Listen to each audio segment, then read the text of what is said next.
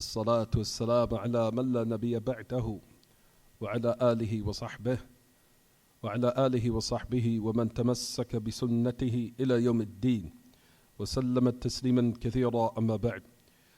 We continue 432 Sunday, August the 25th, 2019. But we're still in this blessed month of Dhul Hijjah, rather the 24th of Dhul Hijjah, the year 1440 after the migration of our noble Prophet alayhi salatu wasalam. We continue in Bulugh al-Maram by the great illustrious Imam al-Hafiz Ahmad ibn Ali ibn Hajar al-Asqalani rahimahullah, who died 852 after the Hijrah of Mustafa alayhi salatu wasalam.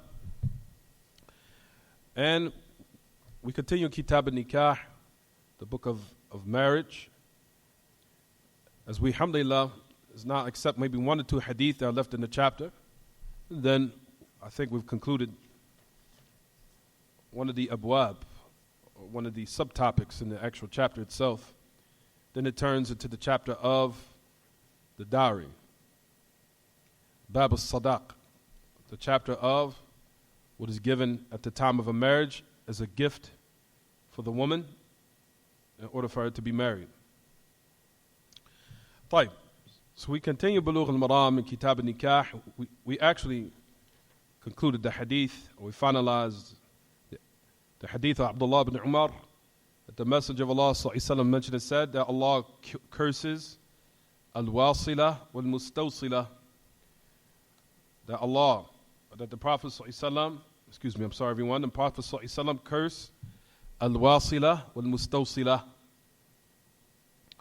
the woman who puts weaves in other women's hair, who puts fake hair or artificial hair or what have you, and the woman who seeks to have it done. Al-wasila is the woman who does it. Al-mustawsila is the woman who seeks to get it done. And al-washima wal-mustawshima, the one who puts tattoos on people's bodies and the one who seeks to have it done. So those are from the explanation. These are from the narrations that we explained from last class. And if I'm not mistaken, that was about maybe 2 months and a half ago. But we continue, and I think it's clear what we have explained or what we've given of details in this narration. Also, the message of Allah explaining that change in the creation of Allah subhanahu wa ta'ala was part of the plots of shaitan to alter them, not only in their belief, but also in what they display physically. So not only does shaitan want to alter or warp the human being in his belief, but he also wants to alter his mind or warp his mind, and also warp the outward appearance, the physical appearance of the human being. So if you want to sum it up, shaitan wants to turn the sons of Adam, turn them out. He wants to turn them totally out in their belief and in their minds and in their intellects and even in their physical appearance. And this is what we see today. This is what shaitan is still doing. He has done and he continues to do on a daily basis. وَلَا حَوْلَ وَلَا قُوَّةَ إِلَّا بِاللَّهِ. So you see that the alteration from the plots of shaitan of what the Messenger of Allah prohibited. He prohibited that one puts artificial hair and put it in the woman and even the man. And the reason why the Messenger of Allah specified the women, because this was usually an act that was done by women. Not to say that it's also impermissible for men, or that it's permissible for men. For men, it's for all the more reason, as we know now that they have now weaves or fake hair for men. Because that's something that's new, that's becoming now more prevalent or widespread in society. They have what they call beard weaves and hair weaves for men now. So that shows how the extent of shaitan, of how his work is even extending in and amongst the men, where men are now having weaves put in their head and even in their beards. That's the other thing now that's becoming widespread, where men put fake hair in their beard, or fake hair, what's it called, beard weaves or hair weaves for men. All these affairs, like we know in the religion of Islam, and our belief is what Allah and His Messenger have prohibited, have highly prohibited, and from those affairs that are cursed. It's a cursed act, that which as a result of it, Allah subhanahu wa ta'ala sends down His disgrace upon society and upon people due to these practices. And all this is, like we said, is from the taghyir khalqillah, from changing the creation of Allah, in which Shaitan has mentioned that he would do, and which Allah subhanahu wa ta'ala clarified to us, and I think it's in Surah Al-A'raf if I'm not mistaken. So we continue in the next chapter. If we go now to the next hadith, on the authority of Juthama binti Wahb رضي الله تعالى عنها قالت حضرت رسول الله صلى الله عليه وسلم في أناس وهو يقول لقد هممت أن أنهى عن الغيلة فنظرت في الروم وفارس فإذا هم يغيلون أولادهم فلا يضر ذلك أولادهم شيئا ثم سألوه عن العزل فقال رسول الله صلى الله عليه وسلم ذلك الوأد الخفي رواه مسلم. When the authority Juthama bint Wahb said that I attended with the Messenger of Allah sallallahu alaihi wasallam in a gathering, and keep in mind this is a female, Juthama, and it was bint Wahb. I attended a gathering amongst the people, and the Messenger of Allah sallallahu alaihi wasallam said, verily I intended to prohibit al-ghila. Al-ghila, we'll talk about the meaning of ghila in a minute. I intended to prohibit al-ghila. And I looked to Rome and Persia, and I find that they were practicing ghila with their children. I'm going to explain the meaning of ghila. فَلَا يَضُرُّ ذَلِكَ أَوْلَادَهُمْ شَيْئًا. And I found that it does not harm their children anything in the least. And then they asked me about al-azl. Al-azl is what they call, I think here in America, cordus interruptus, or what they call when a man is about to reach his peak of ejaculation, he removes it. So the Messenger of Allah sallallahu alaihi wasallam said, verily that is al-wa'dul khafi. That is the hidden type of what? Burial of someone alive. We're going to explain that, inshallah. The next narration I have to read quickly due to the lack of time. On the authority of Abu Sa'id al-Khudri, that a man came to the Messenger of Allah, said, verily, O Messenger of Allah, I have a jariyah. I have a concubine who's a female, a concubine, and ana a'zilu anha. I practice withdrawal, or the withdrawal method with her. And I detest or I hate that she will become pregnant. And I want what men want. And verily the Jews said that if, the Jews spoke and said that withdrawal is al-maw'udatul as-sughra. It is the minor maw'udah, the minor burial of a female alive. Explain that all that, inshallah. It says, قال كذبت اليهود لو أراد الله أن يخلقه ما استطعت أن تصرفه. He says that the Jews have lied. Verily, if Allah subhanahu wa ta'ala, if He wants to create something, or an individual, or a man, or a male or female, you are not able to repel it. You are not able to repel it. Rawahu Ahmad, al-lafdhu lahu. Another narration, it says, on the authority of Jabir, that we used to practice withdrawal during the time of the Messenger of Allah sallallahu alaihi wasallam, and the Quran was being revealed. Wal Quran yunazzal.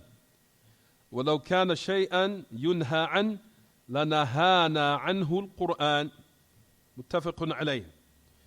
And if it was something that was prohibited, the Quran, we would have been prohibited by the Quran, meaning there would have been something of an ayah revealed concerning that to prohibit it.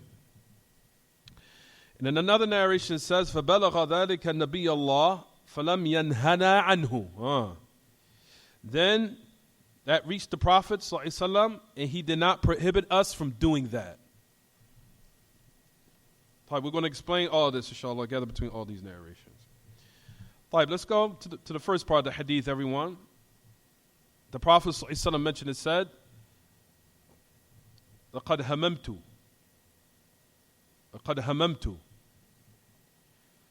The word hamamtu is what they call hadith al-nafs, meaning what occurs within oneself, meaning what they intend to do. La hamamtu, meaning I intended. And we know different narrations that the Messenger of Allah ﷺ mentioned this word, laqad hamamtu. There's another narration where it says, laqad hamamtu an amara bis salah fatuqam. Verily I intended that I commanded that the salat be established to the end of the hadith. But the salat be established, and those who left off the prayer in congregation, meaning those who left it off without a legislated excuse, he said that I will go out and I will command someone to lead the salah. And to the end of the narration where he said, alayhi salatu wasalam, of what is something severe of leaving off congregation without a justifiable excuse. There's also narrations when the Messenger of Allah ﷺ mentioned and said, for example, that verily I intended that when he came out in the middle of the night, that if the time for Isha, that he said that this is the time for Al-Isha. I would have intended that I would have made the time for Al-Isha at this time, and it was late. It was about almost the middle of the night, or about late in the night. But however, the Messenger of Allah ﷺ said, out of fear that it would be difficult upon his ummah, that he made Salat al-Isha, of course in the earlier time, meaning when it came in. Also, the Prophet ﷺ said that he had intended that if it had not been a difficulty upon his ummah, then I would have made them use the siwak, or brush their teeth, or purify their breath and their teeth for every prayer. So this word, laqad hamamtu, has been mentioned in so many different narrations, which has been known, which means that I intended. So now, let's go to the word al-ghila. What is the word al-ghila? The word ghila is, one of the meanings of ghila is to be intimate with a woman while she's pregnant, meaning one's wife, of course. وَطْءُ الْحَامِلِ عَلَىٰ أَحْدِ الْقَوْلَيْنِ. That's one of the meanings of the word ghila, is intimacy with a pregnant woman. And like we said, making this clear, with one's wife. With one's wife. Being intimate with a woman while she's pregnant. So that's one of the meanings of ghila. Another meaning of ghila is a woman breastfeeding. A woman breastfeeding while she's pregnant. Meaning that a woman or a man is intimate with his wife and she's breastfeeding. Just to sum it up and keep it simple.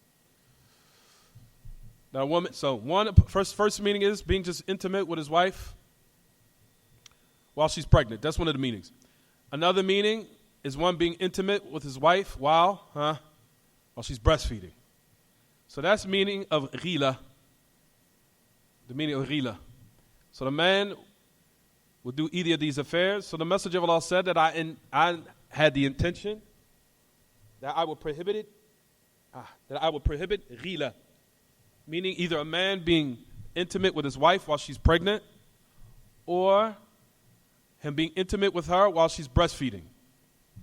A person will ask, well, why would the Messenger of Allah prohibit that? We'll discuss that in a second, inshallah. It's going to come an explanation.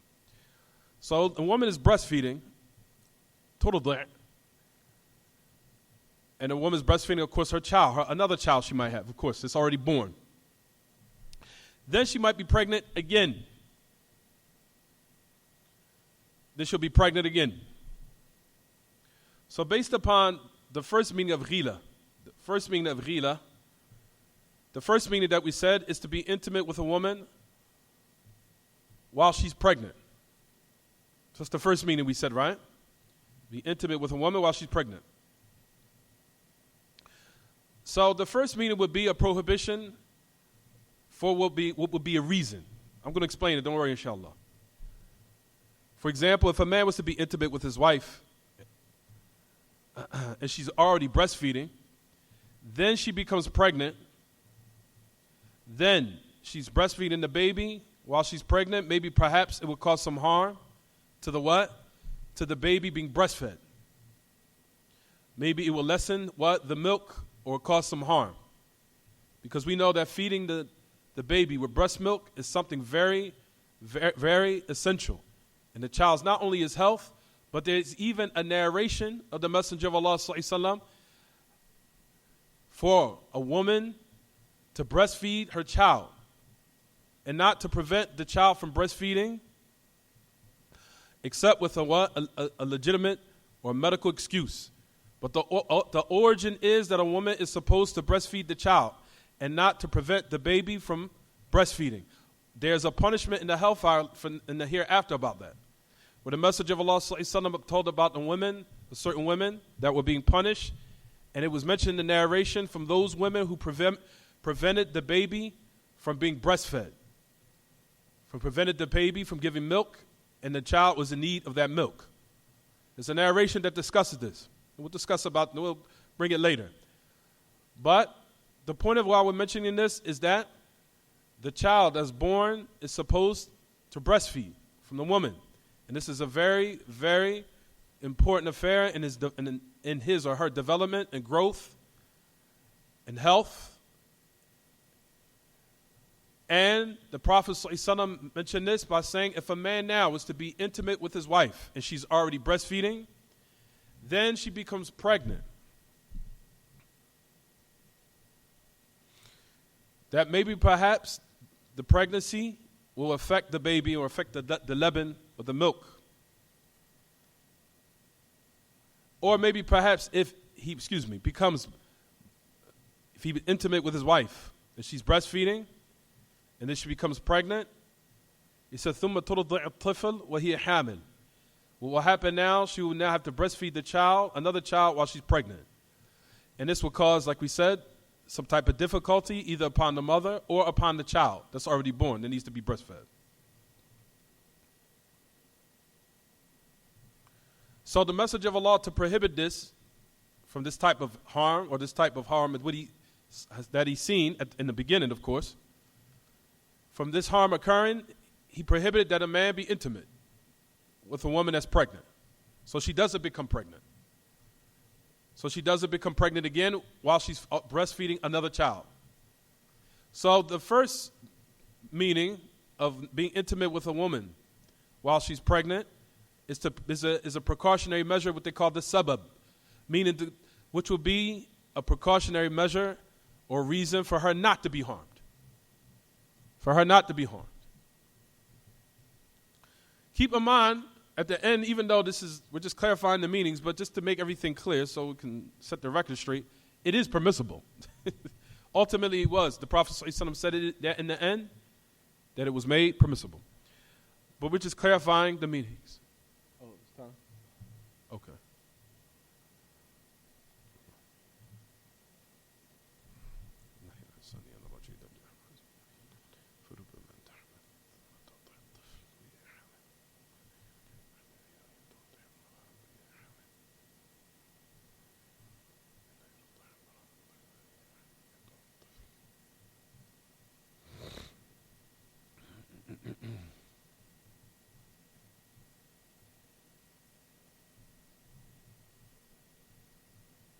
Allah Akbar, Allah Akbar. Allah Akbar, Allah Akbar. Ashhadu an la ilaha illallah. Ashhadu an la ilaha illallah.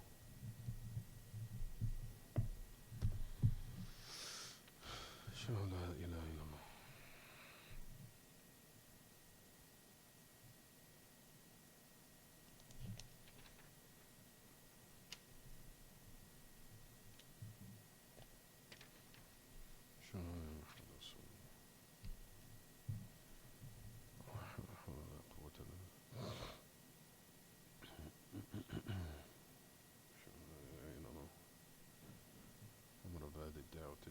والصلاة القائمة آتي محمد الوسيلة والفضيلة وبعث مقام محمود الذي وعدته. طيب. So upon the first meaning of the word ghila, which is to be intimate with a woman while she's breastfeeding, meaning she's not pregnant yet, but intimacy will cause her to be pregnant again. So upon the first meaning is to prevent a harm. Meaning it'll be a harm either upon the woman or the baby. It will be of a burden where she'll be pregnant again, then she has to breastfeed another child. So it'll be a harm upon the woman, and it'll be a harm upon the child. So upon the first meaning is a preventive measure from harm. A sabab, meaning the reason that will remove the harm. Upon the second meaning, what would he say the second meaning is? We said the second meaning of the word ghila is irda'ul hamil. Irda'ul hamil. Meaning now she's already become pregnant. She's pregnant with a baby now, and now she will have to breastfeed another child. She'll have to breastfeed a child that's already born, basically. So now the prohibition of al-ghila, so now this would be the prohibition of al-ghaya. I'm sorry, everyone. Al-ghaya. That woman now will breastfeed, and she's pregnant. So as a result of it, now she's become pregnant. She's already pregnant now. The first example, she's not pregnant yet. So the Prophet ﷺ said, okay, don't do it in the beginning, even though all of it's permissible in the end, that we're going to say, inshallah. And upon the second meaning, okay, now she's already what? Pregnant. She's already pregnant. So now a man would continue to be intimate with the baby already what? Being pregnant. The baby's there now. The baby's growing in the womb or whatever. So now the man would continue to be intimate with her. And at the same time, she now has a baby. She has to also, she's also pregnant. She has to breastfeed. And her husband continues to be intimate with her. So in the beginning of the message of Allah, seen that this type of potential, maybe this would be a potential harm. That this would be a potential harm, maybe upon the woman and upon the child. It says in the narration, if you look in your books, everyone, it says, لَقَدْ هَمَمْتُ أَنْ أَنْهَى عَنِ الْغِيلَةِ. Verily, I intended to prohibit ghila. However, I looked to Rome and Persia, and I found that it was not, they were practicing ghila, meaning that they were being intimate with their spouses, and women were becoming pregnant, and found that it did not harm or cause any harm upon their children. Then they asked the Messenger of Allah upon withdrawal. What they say is coitus interruptus, I think. But withdrawal, that's something we'll discuss in a minute. Taib, everyone. When the Messenger of Allah said, I looked to Rome and Persia. As we know, Rome and Persia were the dominant kingdoms at the time when the Messenger of Allah, when the revelation started, when the messengership and the prophethood of the Messenger of Allah, before he was sent, alayhi salatu wasalam, the dominant kingdoms at that particular time, as we know, were Rome and Persia. And Rome was more in the north, was more during the Jazirat al-Arab, or in the Arab region. They were located in the north, especially in the area or the region where we know currently is Turkey. They were all preoccupied at that particular time by Rome, in that area. They dominated Rome. They dominated that area, Rome. And as we talked about a couple of weeks when I was in Virginia, that we know the Muslims took those particular lands over, but in the times before the day of resurrection is established, it will return back to the what? It will return under the jurisdiction and the power of Rome again. Rome would take it over again. But at any rate, Rome was one of the dominant kingdoms at that particular time. And they were more in the north. And their religion, or what they were upon, specifically, the majority of them were upon Christianity. The Romans were upon Christianity. And also Persia. Persia was more in the east. Persia was more in the east. And the majority of them were upon the religion of al-Majus, or al-Majusiyah. The Majusiyah is like Magians who are fire worshippers. They were fire worshippers, a lot of them. Worshippers of the fire. All of them at that particular time, as we know, were kuffar. And they were more dominant, or they occupied the region, or the eastern part of the Arab Peninsula or the Arabian Peninsula. They were more in the eastern, towards the east.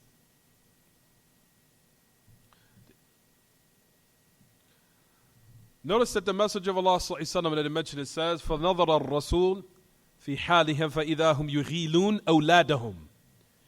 So it said that the Messenger of Allah sallallahu alaihi wasallam, that he looked to their state, to Rome and to Persia, and they were practicing ghila, meaning they were being intimate with their spouses, even though they were pregnant, and they still were being intimate.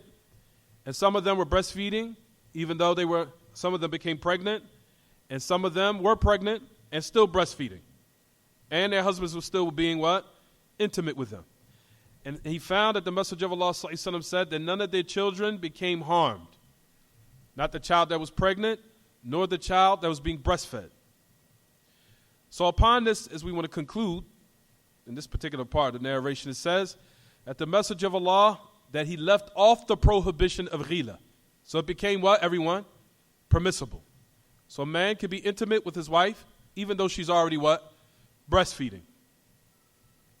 So a man can be intimate with his wife, even though she's already what? Breastfeeding. Or he could be intimate with her while she's pregnant and she's what? Breastfeeding. He still could be intimate with her, even though she's pregnant and she's also what? Breastfeeding. He said, فَتَرَكْتُ النَّهْيَ عَنِ الْغِيلَ لِمَاذَا? The Prophet ﷺ left off the prohibition. He said because Rome and Persia were men, human beings. I'm sorry everyone. Human beings, bashar. And we know that the asl of al-taba'i'u al-bashariyah لا تختلف باختلاف الدين. لا تختلف إلا باختلاف الدين. That al-taba'i' or the natural affairs of human beings, all of them are equal in it. Whether it be non-Muslim or Muslim. Meaning in their natural occurrences in themselves as of human beings, naturally. In their natural occurrences, meaning them being state of human beings. For example, a Muslim and a non-Muslim, they bleed. A Muslim and a non-Muslim have eyes. A Muslim and a non-Muslim, they are intimate with women and they get pregnant. Those are all everyone is equal in. Is it clear what I'm saying, everyone? وَالطَّبَائِعُ الْبَشَرِيَّةِ They have all these natural types of ways where everyone is equal in. We're all human beings. We all have skin. We all have eyes. We all what? Have these different types of natural abilities that are all the same and equal within all of us. So the Messenger of Allah was looking at it from this aspect, from their taba'i' bashariyah, from their natural what? Their natural elements of them being what? Human beings only. He's looking at it from this perspective. For that which is pertaining to something, what they naturally have, all within themselves equally, no doubt that the only thing that makes them what? Different is iman. That's what makes them different in that aspect. But as far as in affairs of what affects them or what hurts them, as far as, for example, of certain affairs like heat, cold, every human being is harmed by that. There's no human being that just because we're Muslim, you're not going to be harmed by cold or heat or sweat. You don't sweat and cold, we're different. No, everybody's equal. Everybody walks out in the sun, they get hot. Everybody eats certain foods, they get sick. Certain people that eat a certain way, they get what? They gain weight or they lose weight or what have it. Everyone's equal in that. So the Messenger of Allah was looking at it from this perspective. He was saying, of course, وَهَذَا يَجُرُّنَا أَن نَقُولُ. So we now is saying that the Messenger of Allah, even from that aspect of, for example, of attraction, or certain things that human beings are not supposed to see, or certain attractions, or certain likes or dislikes, of which is naturally in every human being, of what they like to see and what they do not like to see. And we'll talk about the ayah in which Allah subhanahu wa ta'ala gives clarification in the ayat which is a Surah An-Nur, in the ayat number 31. I'm going to explain that a little bit later, inshallah. Where Allah subhanahu wa ta'ala even prohibits of certain looks, even amongst Muslims and non-Muslim women and Muslim women amongst themselves, especially if there's a fear that, for example, and I'll talk about this later, that if there's a fear that if you know a woman is going to explain to another man how she looks, that she does not have to uncover in front of her. Like if she has like a fear, for example, clear fear that there's a woman that's going to come in and look at her, and they go to her husband and say she looks like this, she looks like this, she looks like this, she acts like this, she has this, she has this, she has that, she looks like this, or what have you. And even non-Muslim woman, if the fear is there. We'll talk about that a little bit later, inshallah. طيب. For all these affairs are to show what? That a Muslim and a non-Muslim are what? Equaling. There's no difference between them in what we just mentioned. We'll talk about, and like I said, there's no one different in that. So then the Messenger of Allah sallallahu alaihi wasallam made it permissible. And now there's some details I wanted to say in this regard, but I have to go back to that in a minute. I'm going to just finish this hadith and then we'll go back a little bit. But if you look in your books, everyone, it says, then the Messenger of Allah sallallahu alaihi wasallam was asked concerning withdrawal, about withdrawal. ثُمَّ سَأَلُوهُ عَنِ الْعَزْلِ. They asked him about withdrawal. Here in this narration it says that is al-wa'dul khafi. That is the hidden type of burial of a person alive. The hidden type of burial of a person alive. We talked that there's some details in this. Like we said, there's other narrations that shows it's permissible in certain circumstances at certain times, in which we'll give the details of it. Al-azl and al-rajul, as we know the meaning of the word azl in the Arabic language, clearly is if a man that he's intimate with his wife or what have you, and he's about, like we said, to ejaculate or what have you, he will what? Withdraw. And I think it's clear for everyone. I don't have to be too explicit. But it is what? That he will remove and pull out, of course. So it says here is described as al-wa'dul khafi, the hidden type of burial of a person alive. Al-wa'd in the Arabic language, or al-wa'd, waw, alif, dal. Waw, alif, dal, wa'd. And we know the ayah Allah subhanahu wa ta'ala talks about وَإِذَا مَوْءُودَةُ سُئِلَتْ بِأَيِّ ذَنْبٍ قُتِلَتْ فَإِذَا الْمَوْءُودَةُ سُئِلَتْ. The female that was buried alive on the day of resurrection will be asked for what sin was she killed for. طيب.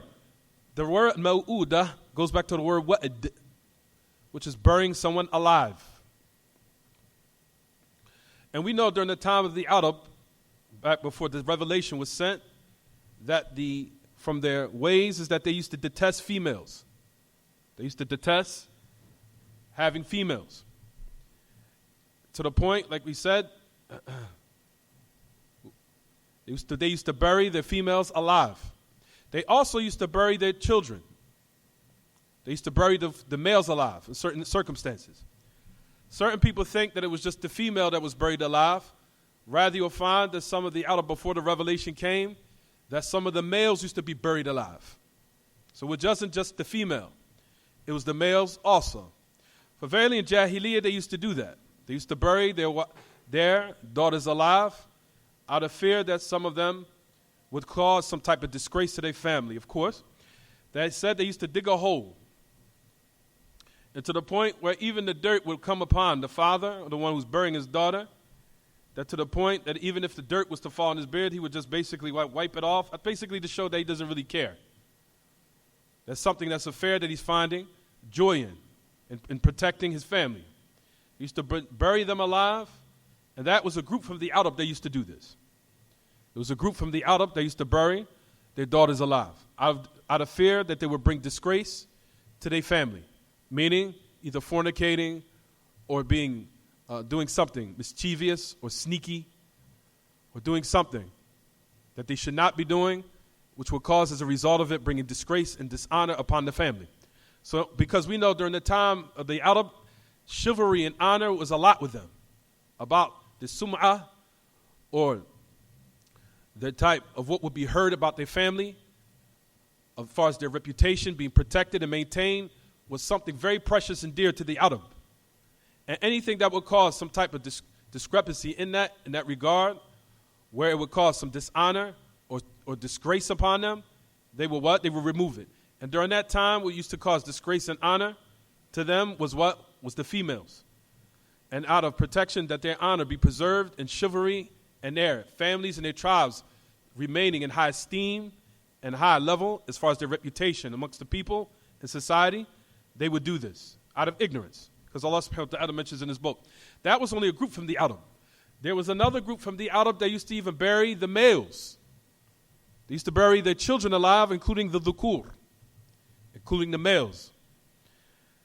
The first one was out of the reason for what, everyone? Out of reason for disgrace that the female would bring.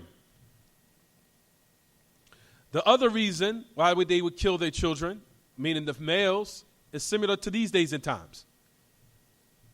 It's the same type of mentality where people would disown their children or they would throw their children away, and during certain times and certain periods, some of the non-Muslims used to kill their children and bury them alive out of fear of what, everyone?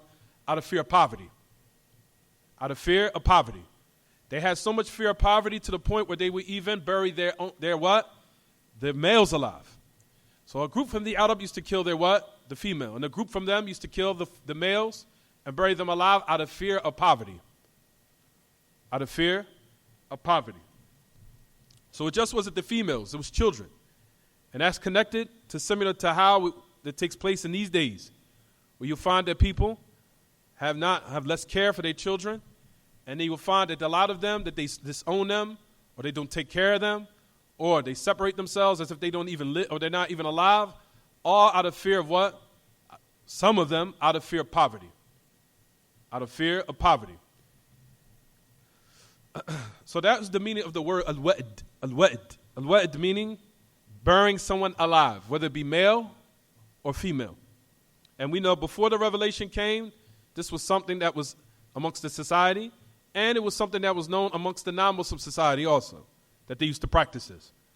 That they used to deem that the females was something of a dishonor and disgrace. As the ayah Allah subhanahu wa ta'ala says, فَإِذَا بُشِّرَ أَحَدُهُمْ بِالْأُنْثَى ظَلَّ وَجْهُهُ مُسْوَدًّا وَهُوَ كَظِيمٌ يَتَوَارَى مِنَ الْقَوْمِ مِنْ سُوءِ مَا بُشِّرَ بِهِ أَيُمْسِكُهُ عَلَى هُونٍ أَوْ يَدُسُّهُ فِي التُّرَابِ أَسَاءَ مَا يَحْكُمُونَ. There's an ayah Allah subhanahu wa ta'ala says in his book, for verily if one was to be given news of a female, ظَلَّ وَجْهُهُ مُسْوَدًّا وَهُوَ كَظِيمٌ, his face became black, meaning he became very disheartened and very saddened and afflicted with severe grief from the news that came to him.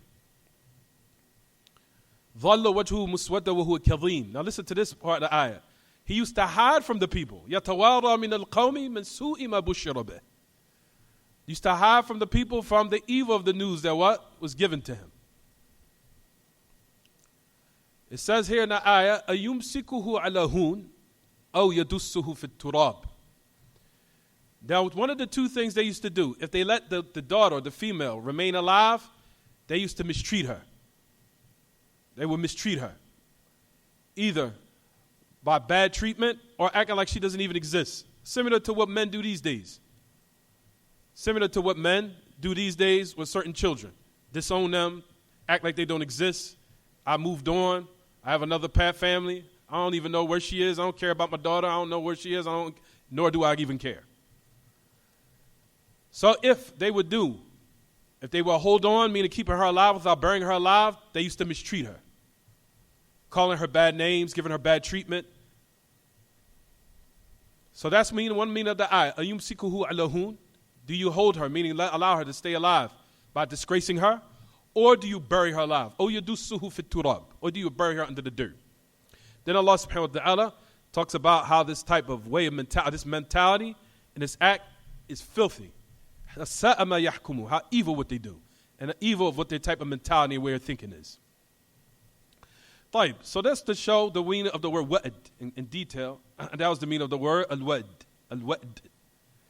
وَجَعَلُوا لِأَنفُسِهِمْ. As we know, all these affairs are prohibited. It is not allowed for one to disgrace or kill his daughter just because she's a female. Or just because he has fear that's so called that she will bring disgrace or dishonor. Or to kill your child or disown them out of fear of poverty. There's an ayah Allah subhanahu wa ta'ala says in this book, and 2 ayat. And I heard news there are women out there that kill their children out of divorce. That has also been relayed to me. That woman now, she wants to get divorced, so she's pregnant with from a man, and she kills the child. I've heard that happen. And I couldn't believe that a woman who was Muslim, supposed to be a practicing Muslim, would do this. She killed the child just because her marriage didn't work out. And she was pregnant, and when she got divorced, I want to kill the child. I want to abort it. That's impermissible. And that's a form of what? Murder. طيب فيا معاشر الإخوة, Allah subhanahu wa ta'ala says in one ayah, do not kill your children out of imlaq. That's one ayah, the Surah Al-An'am. There's another ayah, Allah subhanahu wa ta'ala says, وَلَا تَقْتُلُوا أَوْلَادَكُمْ خَشْيَةَ إِمْلَاقٍ. So notice there's 2 ayat. وَلَا تَقْتُلُوا أَوْلَادَكُمْ إِمْلَاقٍ نَحْنُ نَرْزُقُكُمْ وَإِيَّاهُمْ. The other one is switches, not نَحْنُ نَرْزُقُهُمْ وَإِيَّاكُمْ. There's one ayah that Allah subhanahu wa ta'ala says, do not kill your children from poverty.